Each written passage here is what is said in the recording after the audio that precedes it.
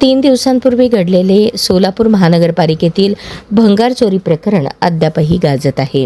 या प्रकरणात पोलिसांनी टेम्पो चालक जमीर हैदर इनामदार याला अटक केली होती, पण या प्रकरणी ॲडव्होकेट निलेश जोशी यांनी अतिरिक्त सत्र न्यायालयात अतिक्रमण विभाग प्रमुख जगन्नाथ बनसोडे यांच्या वतीने अंतरिम अटकपूर्व जामीन अर्ज दाखल केला। बनसोडे यांना अटक करण्याची आवश्यकता नसल्याने BNSचे कलम 35/3 प्रमाणे सदर बाजार पोलिसांनी नोटीस दिल्याची बाब न्यायालयाच्या निदर्शनास आणून दिली। बनसोडे यांचा जामिनाचा अर्ज वकिलांनी माघारी घेतला, त्यामुळे बनसोडे यांनी कामकाजाच्या वेळेत विभागात पूर्ववत कामकाज सुरू केले।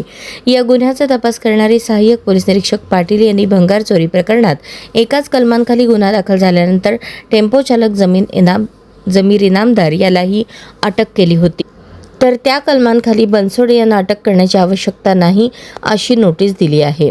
18 मे 2026 रोजी 4च्या सुमारास महानगरपालिकेच्या आवारातील स्टोअरमधून जमीर हैदर इनामदार व 3 अज्ञात इसम यांनी तसेच महानगरपालिकेचे अधिकारी बनसोडे, सचिन गाडे, दीपक कुंभार व देखरेख करणारे यांनी संगनमत करून महानगरपालिकेच्या कोणत्याही विभागाची परवानगी न घेता आवारात असलेल्या स्टोअरमधून अतिक्रमण मोहिमेमध्ये जप्त करून आणलेले लोखंडी साहित्य चोरी करून घेऊन जाताना मिळून आले।